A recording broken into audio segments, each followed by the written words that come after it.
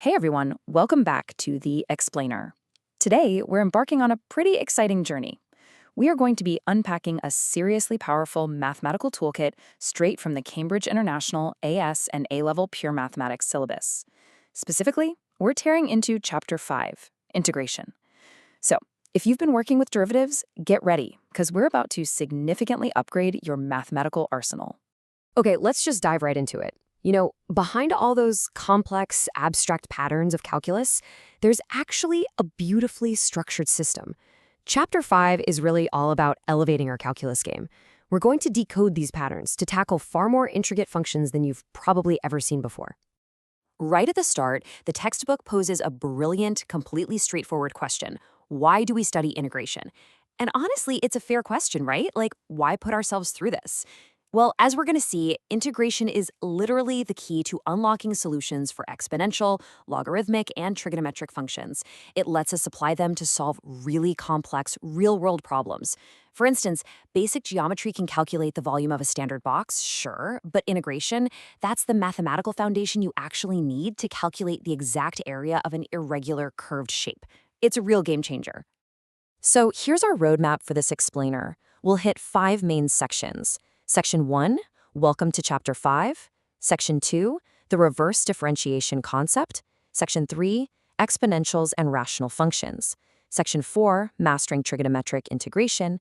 And finally, Section 5, Estimating with Trapezium Rule. All right, Section 1, welcome to Chapter 5. Let's start laying down that groundwork. The absolute most crucial point defined by the text here is that integration is essentially just reverse differentiation.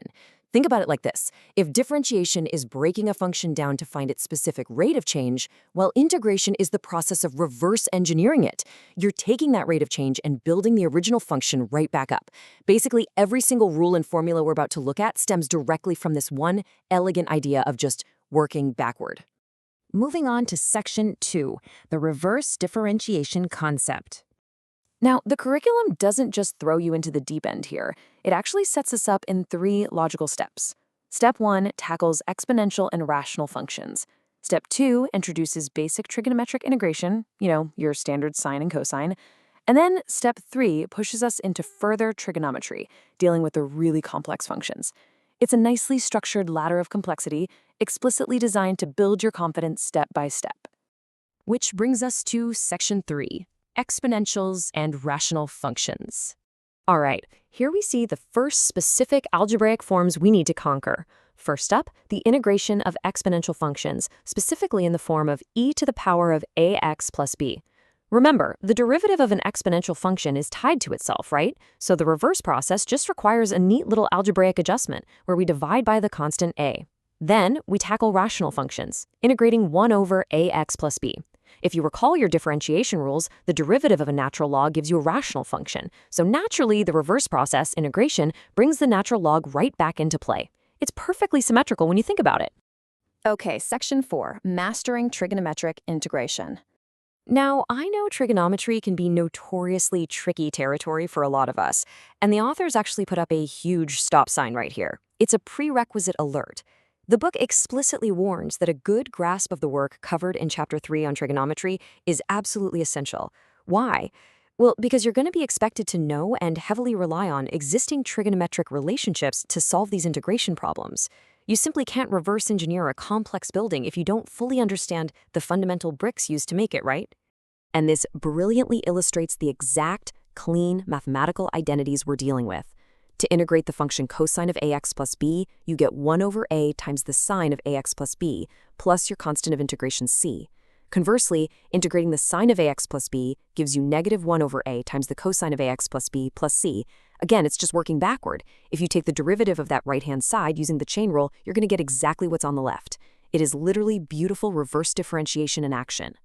Of course, the textbook doesn't stop at just sine and cosine. The toolkit expands even further in Section 5.4 to handle the integration of secant squared of ax plus b, which, as you might predict, leads us right back to the tangent function. It also explores further integration techniques using much broader trigonometric identities. The whole idea is really just about manipulating the equation until it's in a familiar form, something you instantly recognize from your differentiation rules. Finally, Section 5, Estimating with trapezium rule. Now, this represents a massive shift in gear. We really need to draw a sharp line here to fully understand the textbook structure. Up until now, sections 5.1 through 5.4 gave us exact integration, finding the precise algebraic function that acts as the reverse derivative. But section 5.5 introduces numerical estimation using the trapezium rule. This is an entirely different approach, a whole new ballgame. We aren't looking for a perfect reverse-engineered formula anymore. Instead, we're calculating an approximation of the area under a curve by slicing it down into tiny geometric trapeziums. As the textbook specifically points out, the trapezium rule is used for finding an estimate for the value of a definite integral from a to b of f of x dx. A definite integral gives us a specific concrete numerical value, the total area under the curve between 2 points on a graph, point A and point B. And sometimes, calculating that precisely using exact integration is either mathematically impossible or just wildly impractical. The trapezium rule shows us that higher-level mathematics is sometimes literally just about getting close enough, but doing it with a highly rigorous, structured numerical method. So, that brings us to a final, slightly provocative question for this explainer. If we have all these beautiful exact formulas for exponentials, rational functions, and trigonometry, why do we ever even need estimation methods like the trapezium rule at all? What exactly happens when a real-world function simply refuses to be integrated by our standard algebraic rules? I really want you to ponder the limits of human calculation here. It perfectly sets up our curiosity for the advanced numerical solutions and complex substitution methods we're going to explore in future talkers.